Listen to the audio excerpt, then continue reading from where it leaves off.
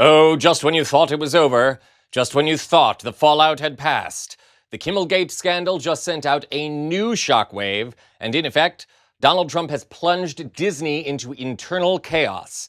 And I predict heads will roll for this. Welcome to Occupy Democrats. I'm David Reddish. Tuesday night saw comic Jimmy Kimmel return to the airways after a one-week suspension. For all the details on that scandal, see our other videos here on the channel. In short, the head of the FCC made a public threat to ABC, the network that airs Kimmel. Disney, the company that owns ABC, placed Kimmel and his show on indefinite hiatus, which is tantamount to cancellation. The move sparked bipartisan criticism in Washington, and after massive public outcry, Disney reversed course, and Jimmy Kimmel Live returned on Tuesday night. And guess how that went for him? All right, 6.2 million. According to Nielsen, that's the number of viewers Jimmy Kimmel pulled in during his first night back from suspension. Carrie Flynn is a media reporter for Axios, and she's back with us this morning to react to that and his second night. Carrie, welcome back. Good morning. As we talked at about this time yesterday, Kimmel did bring in massive ratings with his return, but the monologue, which you pointed to that they posted on YouTube, now has more than 19 million views. Why is that also a significant piece of this story? 19 million and counting. It's significant because, as we spoke about, still 25% of ABC stations are not airing the Jimmy Kimmel show still. And so people are able to access that through YouTube, right? And so that's where it's not surprising we're seeing that massive growth. And also, I was just looking at and seeing if this is his most popular monologue yet on YouTube. Seems to be so. He has had viral ones for sure on YouTube, but nearly 20 million views, that's massive. And I haven't even looked. I'm sure he's posted on Instagram and TikTok, which you were just talking about. So that reach is really impressive. And despite that, though, the broadcast companies Nexstar and Sinclair, they own a large portion of ABC's local stations. They're still preempting the show. And there's what seems to be growing backlash to that. How are those companies responding? Correct. And Jimmy himself in his monologue, I think multiple times last night, pointed it out for sorry to everyone who still can't watch us. But it's in terms of these conversations now, Nexstar and Sinclair, again, are still not airing it. Nexstar put out a statement yesterday saying they are in productive discussions with Disney, but we don't know what they want out of Disney and ABC to decide to air. That's right, folks. Trump screwed up so bad that he actually gave Jimmy Kimmel the biggest boost of his career. Everyone in America is now fascinated by Kimmel, disgusted with Trump, and angry at Disney. More on all that in a moment. It's also important to note that about 20% of ABC affiliates, those owned by the conservative companies Nexstar and Sinclair, continue to preempt Kimmel's show with alternative programming. That makes his surge in viewership and on YouTube all the more impressive.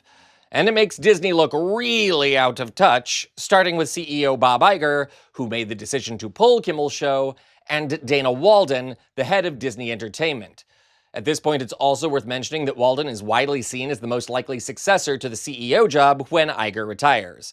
Or more properly, she was seen as the potential successor until this scandal broke.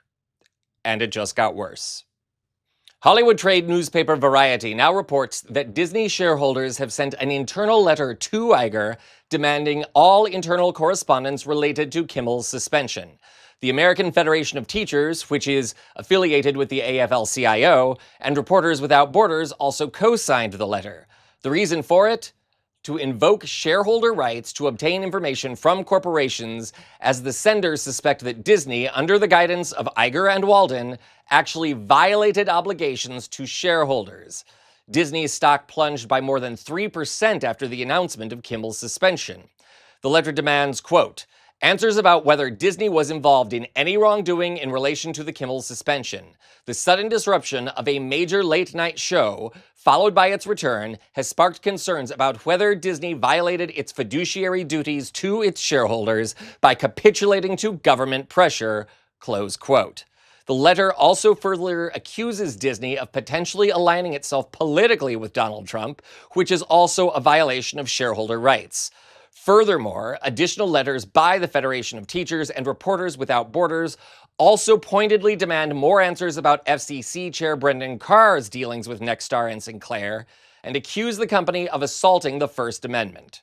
Now, at the time of this report, Disney has yet to comment on the matter. But as a veteran of the company, I worked in the Florida parks for 3 years and 10 years for the studio here in California, I have thoughts. The shareholders are right to demand accountability. This isn't just a flop movie or some lame theme park ride.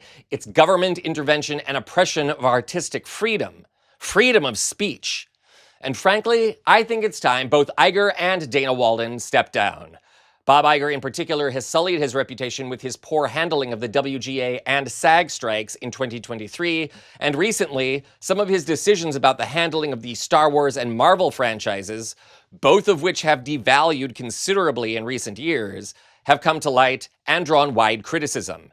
And all of this says nothing of how nasty the Disney parks have become, with Disney raising prices, demanding reservations, replacing the Fast Pass system with a for-profit offering, and making everyone do everything from tickets to dining reservations to shopping on a phone app.